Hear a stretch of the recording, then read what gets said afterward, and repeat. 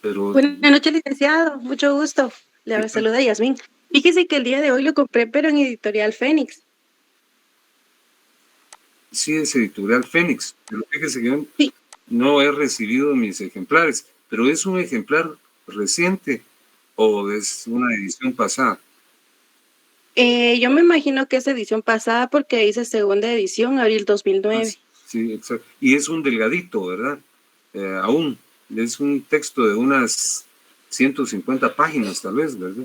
Porque el nuevo es muy amplio. Le agradezco su Ah, fineza y su atención. Y yo les pido a los demás que me esperen un poco en tanto yo tengo la posibilidad de ponerlos a su disposición. Muchas gracias, Yasmín. Oye, muy fina. gracias. Editorial Fénix, pero es la que está, creo que en Avenida Las Américas, algo así. Sí, en esa. Ah, bueno. Muchas gracias. Le agradezco mucho su interés. Es usted muy fina. Oye, los demás, por favor, denme algunos días para poder resolverlos, porque si está a la venta, pues quiere decir que me tendrían que haber remitido ya los que me corresponden, ¿verdad? Gabriel Alexander tiene la palabra, por favor. Buenas noches, licenciado, qué gusto saludarle. Fíjese que yo adquirí el suyo hoy, por ahí andaban perdiditos en una librería, 12 ejemplares, pero sí son o sea, la segunda edición que tiene, Sí, es la segunda. unos Bueno, más o menos son útiles, 700 páginas. por supuesto. ¿Y usted dónde los adquirió, Alexander? Perdón, Nick. ¿Dónde los adquirió? Fíjese que lo adquirí en una librería que está cerca del Congreso de la República. Pues imagínense, bueno, sí hay un descontrol con eso. Bueno, muchas gracias. Es un honor que ustedes lo hayan adquirido. Yo les ofrezco resolver el asunto cuanto antes, ¿verdad? Eh, muchas gracias. Son ustedes muy amables. Bueno, les presento mi saludo respetuoso ya de manera formal para iniciar la exposición de esta tarde, en la cual incursionaremos ya directamente en el primer tema, que es una evocación histórica del surgimiento y de los antecedentes del derecho procesal constitucional. Me permito relacionar algo que abordamos el día precedente, el día lunes, relativo al derecho sustantivo y al derecho adjetivo. Dijimos, y parto de ese enunciado, que el derecho sustantivo alude a las instituciones que constituyen parte de una disciplina y a los derechos y obligaciones que dimanan de la misma. Pero le señalaba que esos derechos y esas obligaciones, esos deberes son enunciados, ¿verdad? Es una exposición que se hace en torno a los mismos, pero no se habla de su dinámica. En tanto que el derecho adjetivo es el ejercicio de esos derechos ante los tribunales y trajimos a cuenta lo relativo al divorcio, que ustedes recientemente estudiaron en Derecho Civil 1. En el decreto ley 106, en el primer libro, se habla del divorcio como la extinción del matrimonio y se enuncian, se formulan, se dan a conocer los derechos y las obligaciones que derivan del mismo, pero no se alude al trámite del divorcio, ¿verdad? Eso se consigna en el decreto ley 107, que es el Código Procesal Civil de la República bueno, que es el Código Procesal Civil de la República de Guatemala. Ahí se expone, se desarrolla, se hace una formulación en torno a cómo se plantea una demanda de divorcio, ante qué tribunal, qué requisitos debe llenar la demanda, etc. Entonces, ese ejemplo que tomamos del derecho civil lo podemos aplicar perfectamente al derecho constitucional. Lo que estudiamos en el semestre precedente es derecho sustantivo, ¿verdad? Lo que estudiaremos en este semestre es derecho adjetivo, es derecho procesal constitucional, cómo se plantean las garantías constitucionales, ante quién se tramitan, cuáles son los tribunales competentes, cuáles son los requisitos que deben llenar las formulaciones que corresponden, ¿verdad? Entonces, eso es la temática que nosotros vamos a estudiar. Vamos a estudiar en términos de concreción los procesos constitucionales de amparo, la inconstitucionalidad en caso concreto y la inconstitucionalidad general, la exhibición personal, el habeas data, etc. El día de hoy deseo presentarles el temario, que es siguiente.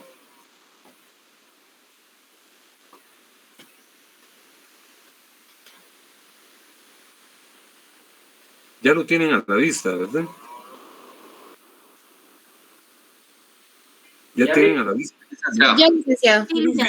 Sí. Bueno, entonces, como en toda disciplina se parte de lo general para llegar a lo especial, estamos en este momento abordando los puntos generatrices del derecho procesal constitucional, hablando de su surgimiento y de sus antecedentes.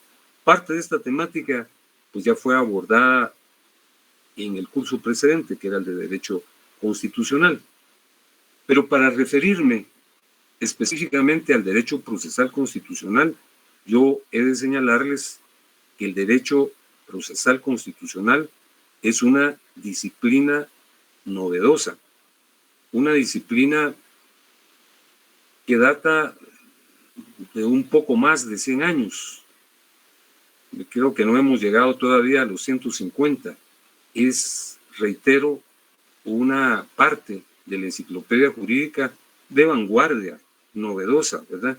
Y fíjense que tal y como lo consignamos en el numeral 1.1, el derecho procesal constitucional surgió cuando surgieron los tribunales constitucionales. Ya advertiremos en unos minutos que el surgimiento de los tribunales constitucionales concitó un debate, una discusión, porque habían autores, uno en particular al que me referiré en algunos minutos, que consideraba que el control constitucional, que el control del respeto a la Constitución no debía realizarlo un órgano jurisdiccional, sino que debía realizarlo el Poder Ejecutivo. Pero me estoy adelantando. Lo que le señalo concretamente es que el derecho procesal constitucional, tal y como lo expuse hace algunos minutos, es algo novedoso y que surgió cuando se fundaron los tribunales constitucionales, las salas constitucionales, las cortes supremas que controlan la tutela constitucional. En algunos países se llaman cortes de constitucionalidad, como en Guatemala, ¿verdad? En otros lugares se llaman salas constitucionales, como en Costa Rica, ¿verdad? Y en otros lugares el control de constitucionalidad lo realiza la Corte Suprema de Justicia, en México. Repito entonces, el derecho procesal constitucional surgió con el advenimiento de los tribunales constitucionales. Pero ¿dónde surgieron los tribunales constitucionales? Aun y cuando el lapso que ha transcurrido es relativamente mínimo, un poco más de 100 años, hay alguna incertidumbre sobre este aspecto. Pues es una incertidumbre relativamente lógica. Se sabe que los primeros tribunales constitucionales surgieron en 1920 y surgieron en Checoslovaquia y en Austria. Fíjense que, precisamente como lo reiteraré en unos minutos, el padre del derecho constitucional fue Hans Kelsen, un jurista austriaco, a quien se le sitúa como el generador de toda la doctrina y de la legislación de aquella época que dio lugar a la fundación de los tribunales constitucionales. La duda es que algunos aseveran que El tribunal checoslovaco precedió al tribunal austriaco, pero existen más elementos de juicio, incluso documentales, que posibilitan acelerar con actividad que el primer tribunal constitucional fue el austriaco en 1920. Y les señalé que el gran creador de la doctrina procesal constitucional fue Hans Kelsen. Ustedes ya oyeron hablar de Hans Kelsen porque en el semestre precedente estudiamos lo relativo a la pirámide de Kelsen, que es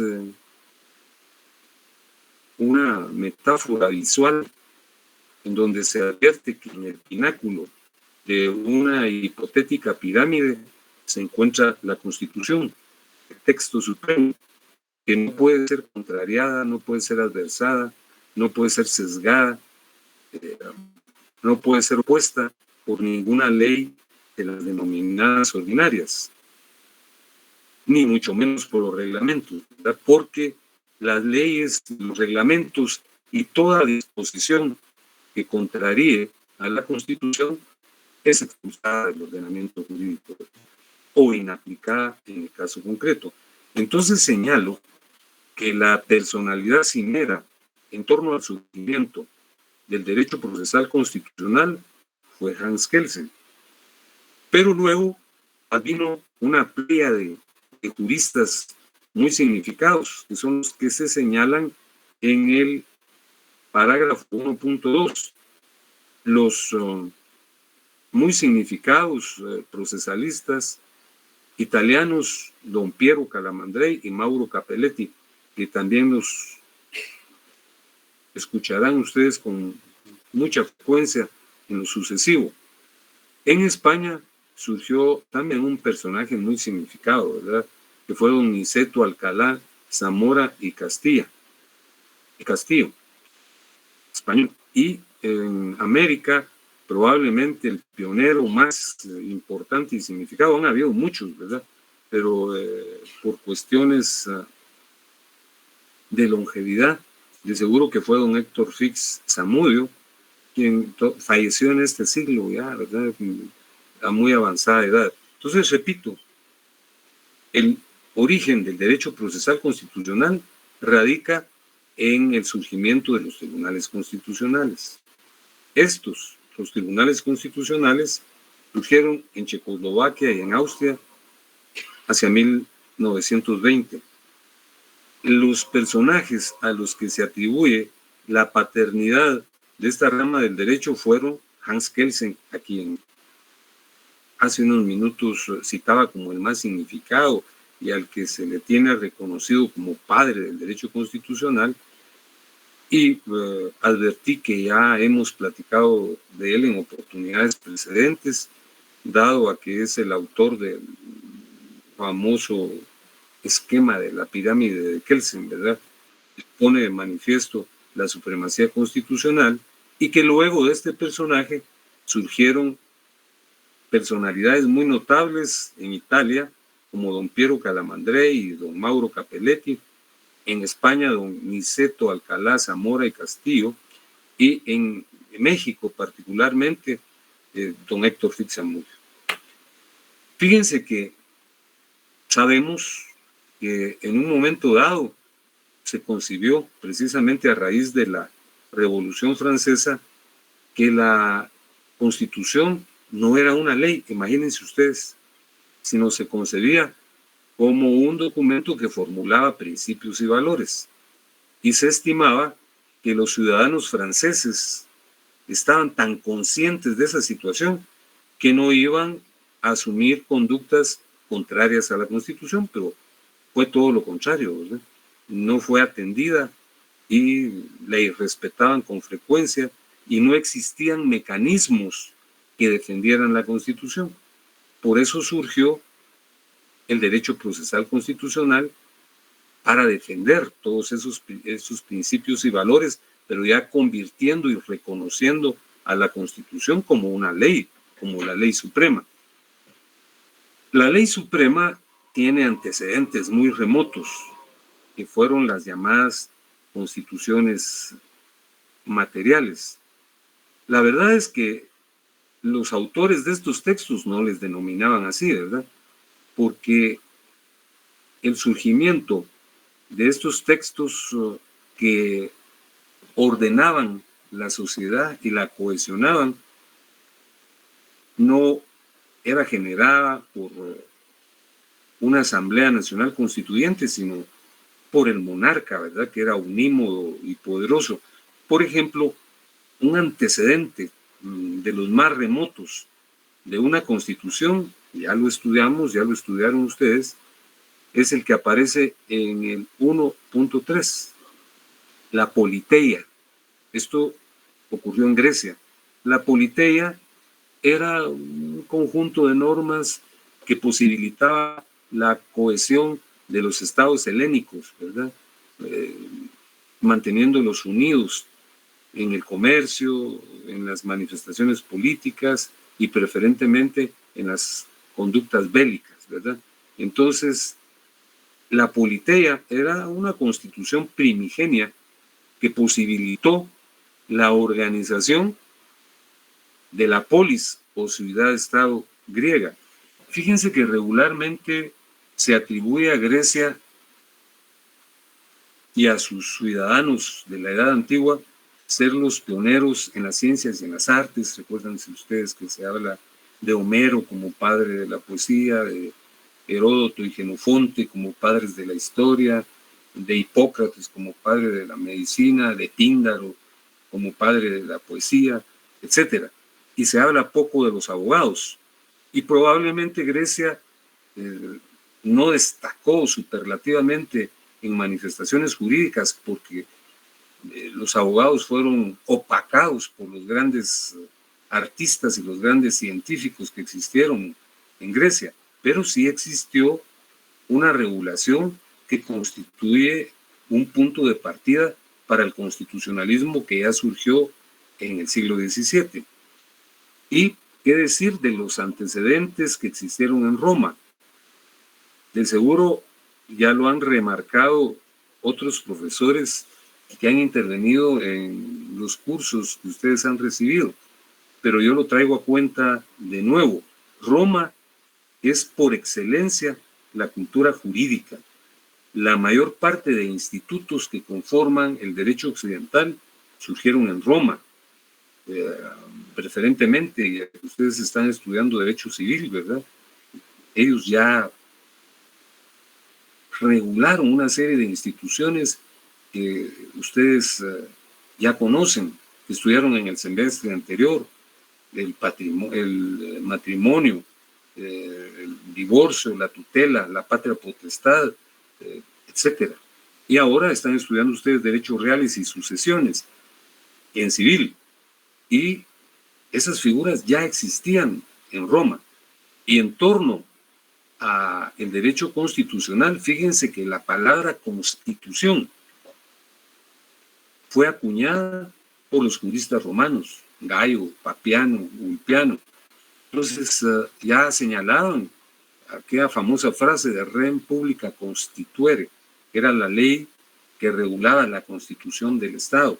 Incluso hubo insignes pensadores como Polibio, ¿verdad?, que decía que el génesis de un Estado triunfador era su constitución, ya utilizaba ese término. Bueno, en Roma, tal y como lo señalamos en el 1.4, existían procedimientos efectivos para la defensa de ciertos derechos. Por ejemplo, el edicto de homine libero exidendo, que también ya fue traído a cuenta en su precedente, pero lo estoy recordando en este momento. Fíjense que en Roma surgieron los contratos, las figuras contractuales que nosotros conocemos. Y en un principio, la cultura romana, como cualquier cultura, arrancó de concepciones teocráticas, ¿verdad?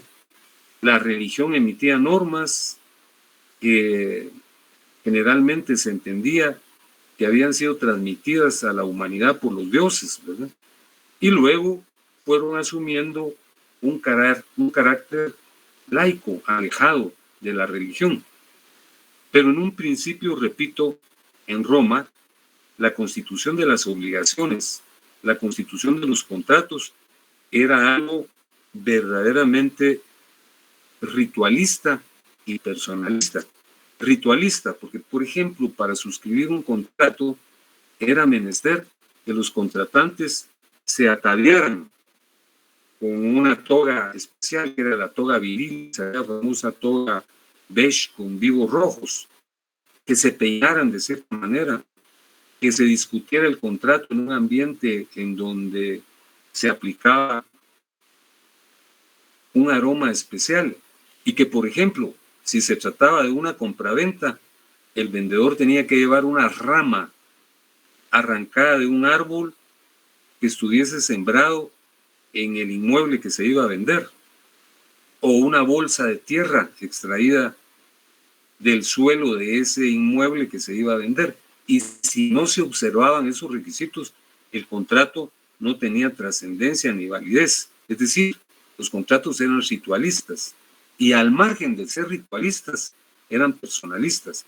Quien incumplía un contrato era sujeto de los castigos más severos. Por ejemplo, el deudor que no pagaba era condenado a los tormentos más severos. Lo flagelaban y hubo una época en que al no pagar pues, le arrancaban dedos de la mano o la mano, ¿verdad? Y tal vez las sanciones más bonacibles era la esclavitud, la servidumbre por un periodo específico. Imagínense ustedes, esa era la más bonacible, entre comillas. Entonces, los deudores que no cumplían con su obligación, que no pagaban, eran condenados a servir al acreedor en calidad de esclavos. Y, por ejemplo, el judex, el juez, los condenaba a servirle al acreedor por un lapso específico, que podían ser 5 años, 8 años. Lógicamente, al concluir ese lapso, tenían que ser puestos en libertad. Pero ocurría que muchas veces el acreedor abusaba y no los liberaba. Entonces ya existían mecanismos para defender sus derechos. Uno de esos mecanismos era el edicto del homine libero exhibendo, que era un antecedente de la exhibición personal. El deudor que había sido condenado a 5 años de servicio para el acreedor y este no lo liberaba, planteaba ante el juez esta demanda que se llamaba edicto del homine libero exhibendo y diciéndole, juez, yo ya cumplí con el lapso de servicio y no me quieren liberar. Entonces iba el judex, el juez, y pedía que se exhibiera al deudor. Y al comprobar que en efecto él ya tenía los 5 años o los 8 años a los que había sido condenado, lo liberaba, ¿verdad? Lo cierto del caso es que esta tutela de los derechos en Roma era solo aplicable para los hombres libres. Los esclavos no eran considerados ni personas. Recuerdan ustedes que eran considerados un poquito más que otros seres de la escala zoológica. Entonces en Roma ya existían antecedentes para tutelar los derechos humanos, como este que les estoy señalando. Fíjense que había otro sumamente importante, que era la figura del tribuno de la plebe. En Roma, como en todos los imperios, existía una estratificación muy marcada, ¿verdad? Polar totalmente. Existían los patricios, que eran los nobles, ¿verdad? Y los acaudalados, lógicamente, y los plebeyos. La plebe, ¿verdad? El gran sector que era, como en todas las sociedades imperialistas, los explotados, ¿verdad? Los exprimidos, los vilipendiados. Dentro del Senado romano, el irrespeto hacia el pueblo, hacia la plebe, era muy notorio, ¿verdad? Era muy evidente. Pero surgió una normativa muy parecida a las constituciones actuales, que eran las 12 tablas. En las 12 tablas se crearon los tribunos de la plebe, que eran senadores que defendían a la plebe a través de una figura que se llamaba intercesión, la intercesio tribunicia. Cuando el Senado estaba por emitir una disposición contraria a los plebeyos, ellos se oponían, ¿verdad? Y la razonaban, a efecto de que no se emitiera una normativa que vulneraba los derechos de la gran mayoría. Estos son los antecedentes en la Edad Antigua. En la Edad Media, pues hay muchos antecedentes, ¿verdad? Pero probablemente los más significados son el que surgió en Inglaterra en 1679, que era el habeas corpus, muy parecido al proceso que yo le señalé hace unos minutos del edicto del homine libero exhibendo. Aquí, en la Carta Magna de 1215 ya se había creado la obligación de que cuando una persona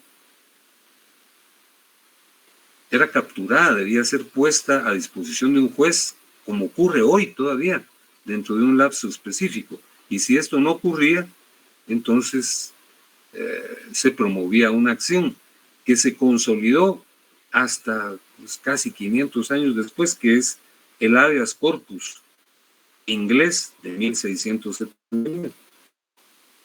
Y otra figura muy especial surgió en España, en Aragón. Los españoles que ahora andan en controversia por su elección del domingo, ¿verdad? Tan complejo que es esto, ¿verdad? Que es sorprendente que el ganador de las mismas es probable que no sea quien presida el gobierno, sino sea el candidato del PSOE, que es don Pedro Muñoz. Bueno, pero ese es un comentario colateral. Pero España tiene una historia rica en estas situaciones. Fíjense que en Aragón, desde el siglo XII, existió una figura muy peculiar que se llamaba el justicia. Algunos consideran que es un antecedente del procurador de los derechos humanos de la actualidad, pero realmente la intervención de justicia era más severa, ¿verdad? Porque en la actualidad el procurador de los derechos humanos, cuando interviene, si es que interviene, lo que hace es una recomendación, ¿verdad? No tiene coercibilidad. En cambio, esta figura, el justicia, sí tenía coercibilidad. Era un grupo de personas presididas por el justicia mayor y había una serie de asistentes que se llamaban justicias menores. Eran los que concretaban las disposiciones del justicia mayor. He de decirles que en esta época, pues en toda Europa, existía esa disquisición sorprendente entre hombres libres y esclavos. Entonces, el justicia protegía a los hombres libres, ¿verdad? A los nobles. Pero era tan importante su intervención, aunque fuese para las personas que estaban situadas dentro de este contexto, que había incluso un reclusorio especial que se llamaba cárcel de los manifestados. Cuando había duda acerca de una sentencia relacionada con la imposición de la pena de muerte, los trasladaban a los condenados a la cárcel de los manifestados a efecto de que el juicio se esclareciera si habían dudas en torno a la culpabilidad de la persona que había sido condenada a muerte, ¿verdad? Lo cierto del caso es que son antecedentes muy especiales. Y en la edad contemporánea, ¿verdad? Pues surgieron las constituciones escritas, que son las constituciones propiamente dichas, las que les he mencionado, ¿verdad? La de Grecia, la Politeia, la de Roma y los antecedentes españoles. eran constituciones materiales, es decir, en la actualidad los autores les llaman constituciones materiales, pero en aquella época no se llamaban así. Eran disposiciones que, repito, hacían prevalecer el derecho de ciertos sectores marginados de esas colectividades. Pero en la edad contemporánea, como ustedes ya lo estudiaron, surgieron las constituciones, ¿verdad?, específicas. El constitucionalismo clásico surgió en Inglaterra, ¿verdad? Con la intervención de Oliverio Cromwell. Ustedes recordarán que Oliverio Cromwell incluso emitió una constitución escrita en Inglaterra, ¿verdad?, que era el Estatuto de Gobierno, y que él creó una Corte Suprema que condenó a muerte al rey Carlos. Bueno, en la edad contemporánea ya surgieron las constituciones como las que nosotros conocemos en la actualidad. Estuvieron basadas en la idea de una serie de personajes muy significados como John Locke y Montesquieu, quienes fueron los creadores del planteamiento de la división del poder público en las tres manifestaciones que nosotros conocemos: ejecutivo, legislativo y judicial, ¿verdad? Esos son antecedentes verdaderamente sorprendentes hasta llegar a la muy famosa Constitución de los Estados Unidos, la de 1787, que la mayor parte de autores consideran que es la primera constitución. Recordarán ustedes, porque lo estudiamos, que algunos consideran que fue el Estatuto de Gobierno de Inglaterra, y algunos se atreven a señalar que la Constitución de los Estados Unidos de 1787 es casi una copia al calco del Estatuto de Gobierno inglés, pero no es cierto, ¿verdad? Tienen mucho parecido, pero son documentos básicamente diferentes, ¿verdad? Y la Constitución de los Estados Unidos es sumamente importante porque ahí fue cuando se creó el principio de supremacía constitucional, ¿verdad? Advinieron una serie de juzgadores como el juez Marshall, ¿verdad?, que creó el principio de supremacía constitucional al señalar que las leyes que contrarían a la Constitución sencillamente no son leyes y no deben aplicarse. Esto está regulado en el artículo 6 de la Constitución de los Estados Unidos.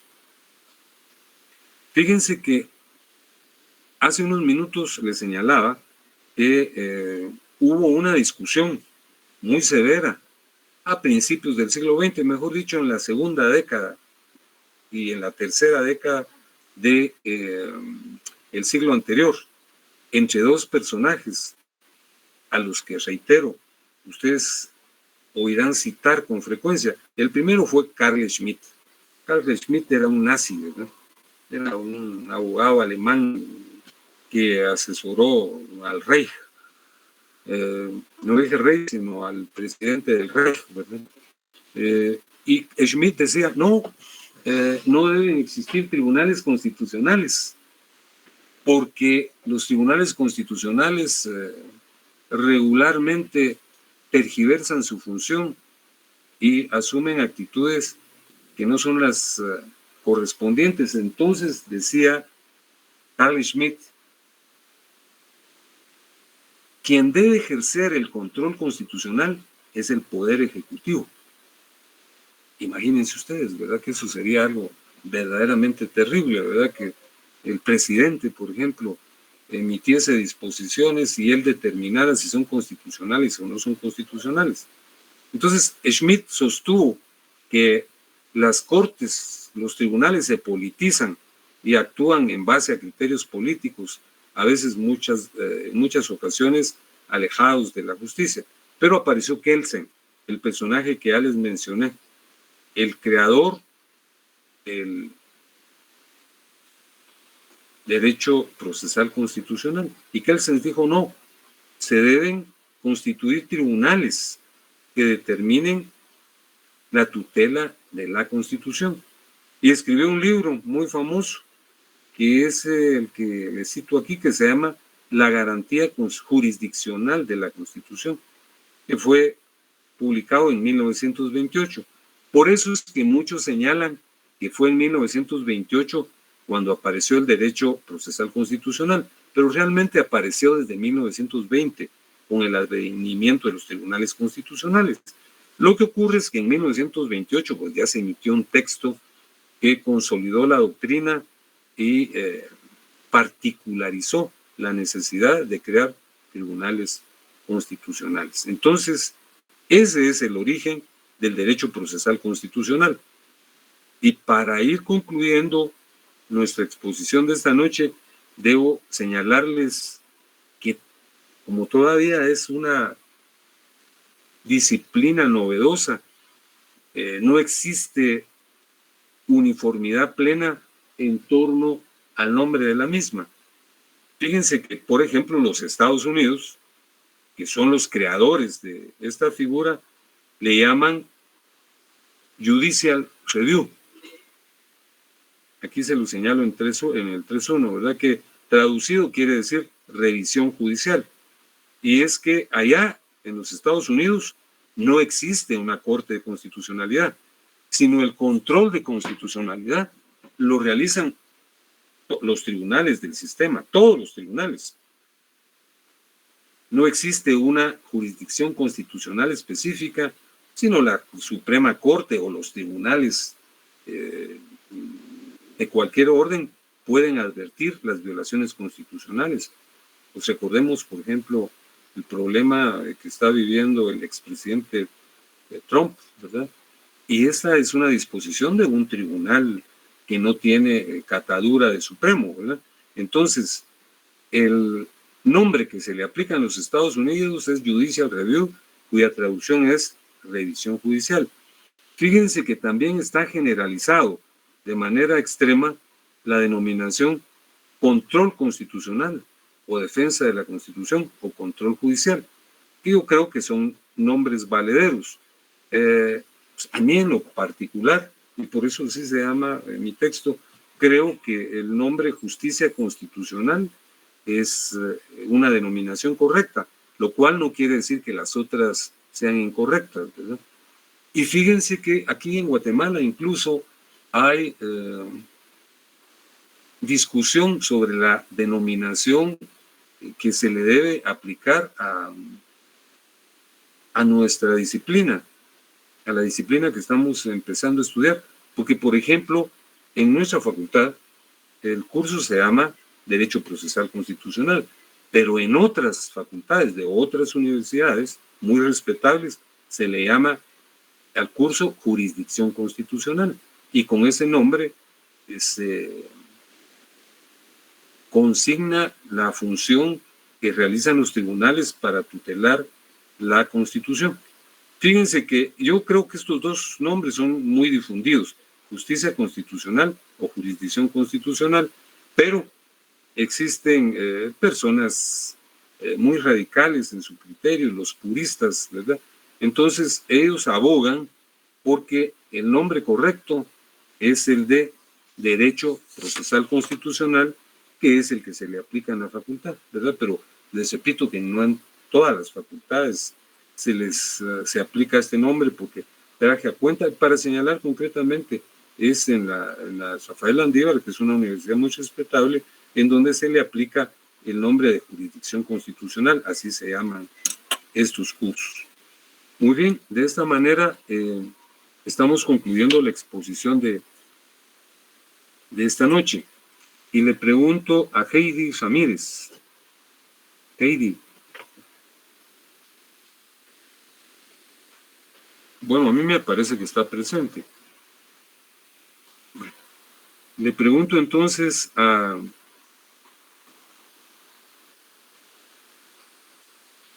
Mauricio Flores. Sí, dígame, licenciado. ¿Qué tal, Mauricio? Mire, muchas gracias por su gentileza de responderme. Oye, es usted muy fino. Mauricio, ¿cuál es el suceso que dio origen al derecho procesal constitucional? Está en el numeral 1.1. ¿Cuándo apareció Leamos el primer párrafo que está ahí. El 1.1. Sí. Dice, el derecho procesal constitucional es una rama del derecho relativamente nueva que se ha expandido rápidamente por varias razones, siendo una de ellas, quizá la más importante, el surgimiento de tribunales constitucionales autónomos, salas constitucionales o nuevas atribuciones otorgadas a las Cortes Supremas. Muchas gracias. Entonces, ¿cuál es el suceso que generó el advenimiento del derecho procesal constitucional? El surgimiento de los tribunales constitucionales autónomos, salas constitucionales o nuevas atribuciones otorgadas a las Cortes Supremas. Así es, Mauricio. No sabe cómo le estoy agradeciendo su respuesta. Es usted muy fino. A ver, le pregunto a una dama.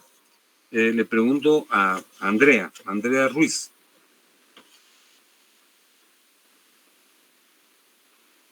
Tampoco.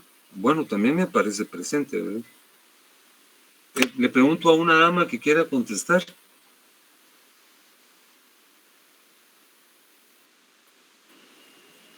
Yo, Lic. Muy bien. ¿Con quién tengo el gusto, perdón? Con Gabriela Lic, la que le habló al principio. Muchas gracias, Gabriela. Muy fina por atender mi petición. Gabriela, ¿quién es el padre del derecho procesal constitucional? Está en el 1.2.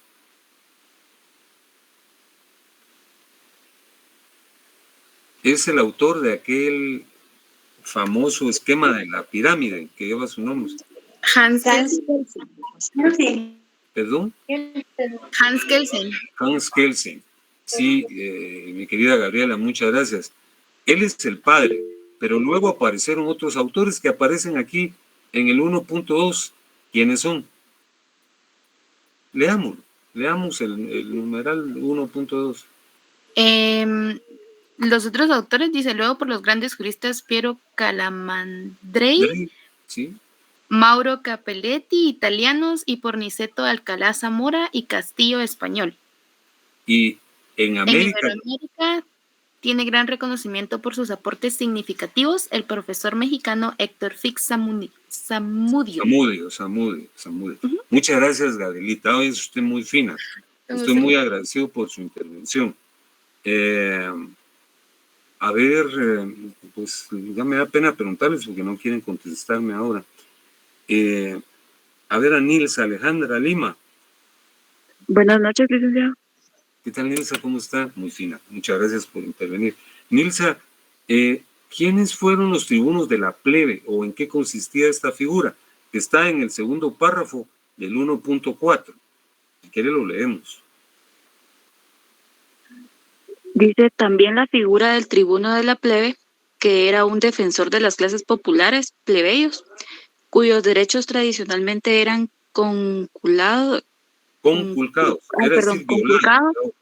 y por tal razón se estableció la llamada intercesio tribunicia, procedimiento que se promovía en contra de los mandatos abusivos de la autoridad y los efectos de la misma. Podían incluso anular leyes. Sí, muchas gracias. Estoy muy agradecido, ¿no? Es usted muy fina. A ver, le voy a preguntar a Heffer. ¿Está listo, Heffer, para que le formule una pregunta? Sí, ¿Qué tal, Heffer? Muchas gracias. Es usted muy fino por responderme. Fíjese que en España hay un antecedente muy importante de la defensa de los derechos fundamentales. Está en el 1.6. Si quiere lo leemos, ¿verdad? O usted lo abrevia como quiera.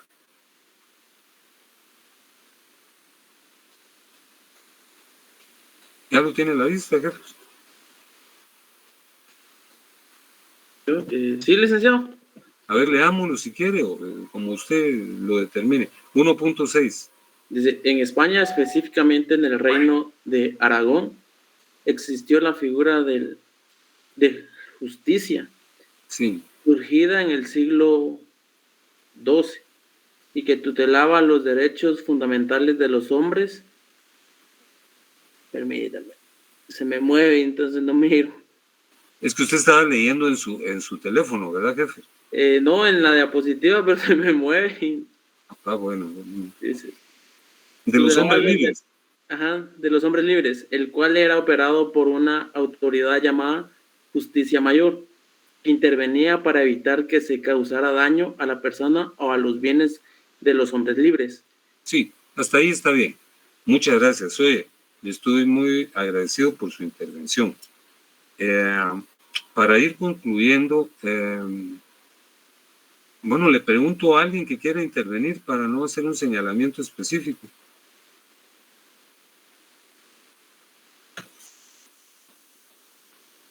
Si gusta, ¿puedo hacerlo yo, licenciado? No, por favor, usted me está haciendo el favor de intervenir. ¿Y con quién tengo el gusto? Rosario Calderón le saluda. Gracias, Rosario, es usted muy fina, ¿oye? Rosario Calderón. Rosario, fíjese que hubo una discusión sobre la entidad que debía ejercer la defensa de la Constitución. Hubo dos autores, eso lo expuse hace unos minutos, está consignado en el numeral 2. Si quiere lo leemos en torno a esa famosa discusión.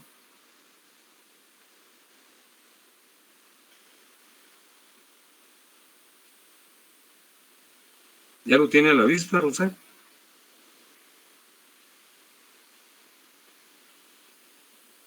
Bueno, no sé qué ocurrió. Deme un segundo, ahorita sí ya lo tengo a la vista, licenciado. Gracias, Rosario. Sobre el fundador, desde el inicio, ¿verdad? Sí, por favor.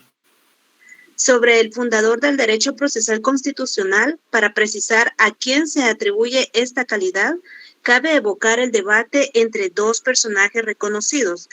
Carl Schmitt, quien afirmaba que el guardián de la Constitución debía ser el presidente del Poder Ejecutivo, del Reich, ya que según afirmaba, con ello se evitaba la politización de la justicia, y Hans Kelsen, ya citado, quien afirmó y defendió y logró que el guardián de la Constitución fuera el órgano jurisdiccional. Con ello surgió el derecho procesal constitucional, que tiene lugar en 1928 con la publicación del texto La garantía jurisdiccional de la Constitución. Pero yo recuerdo que usted había mencionado que en realidad había surgido en 1920. Así es. Miren, si usted me está poniendo atención, muchas gracias. Sí, yo les dije que en efecto había surgido en 1920 con el advenimiento de los tribunales de Checoslovaquia y de Austria, pero que se consolidó con la publicación de este texto, porque ahí ya se acumuló la doctrina y se sistematizó la materia, porque antes pues no se había hecho de esa manera, sino que las formulaciones eran meramente empíricas. Muchas gracias, Rosario, es usted muy fina, le estoy muy agradecido. Gracias. Le pregunto a un caballero, a Edgar José Cáceres, pero muchas gracias por su intervención. Mire, Edgar, ¿cómo se le llama al derecho procesal constitucional en los Estados Unidos, que es el 3.1? Judicial Review. Sí, muy bien, muchas gracias, es usted muy amable. Gracias. Y, hay un debate ahí, ¿verdad?, en torno a los nombres que se le deben aplicar, pero finalmente ha privado uno de estos nombres. Y le pregunto a Antonio Cotú, ¿cuál es el nombre que se le aplica y que reconocen los puristas?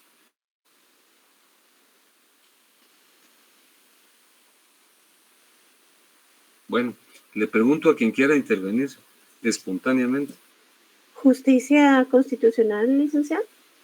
Muy bien, leamos ese párrafo, por favor. Okay. ¿Con quién tengo el gusto? Claudia Santizo, licenciado. Claudia, muchas gracias. Es el 3.3. Los nombres de justicia constitucional o jurisdicción constitucional son de amplia aceptación y asumidos como sinónimos, pero son adversados por los juristas que arguden que su contenido no es suficientemente amplio. Por tal razón se afirma que el nombre adecuado y conveniente es el de derecho procesal constitucional. Estoy sumamente agradecido. Y les reitero, perdónenme que sea tan insistente, mi gratitud a las personas que tuvieron la gentileza de dar respuesta a las interrogantes que formulé. Es muy importante participar, ¿verdad? Y fíjense que definitivamente sin querer generar una admonición o un criterio sancionatorio, pues no genera buena impresión que uno le pregunte a alguien y ni siquiera le contesten, pues es un proceder que es incorrecto. Por eso, de veras, les manifiesto mi gratitud a quienes intervinieron. Concluimos acá con un señalamiento. Esta es la parte introductoria que indefectiblemente tenemos que agotar, ¿verdad? Es la parte teórica, pero ya vamos a entrar a la parte procesal cuando veamos las fases de los procesos, las regulaciones, pero de momento tenemos que agotar esto.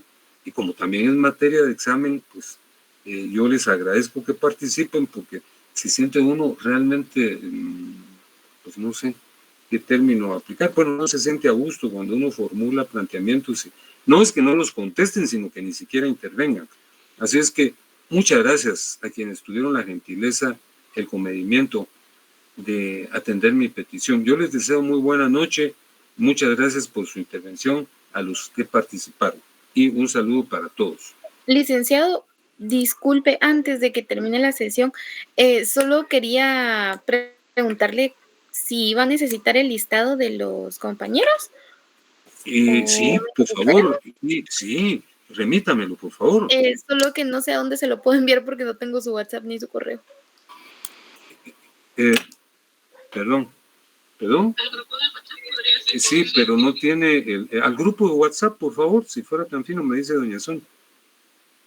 Ok, ahí lo voy a enviar entonces, licenciado, gracias. Sí, por favor, si fuera tan amable hoy. Es usted muy fino. Muchas gracias. Bueno, feliz noche. Feliz noche. Feliz noche. Feliz noche.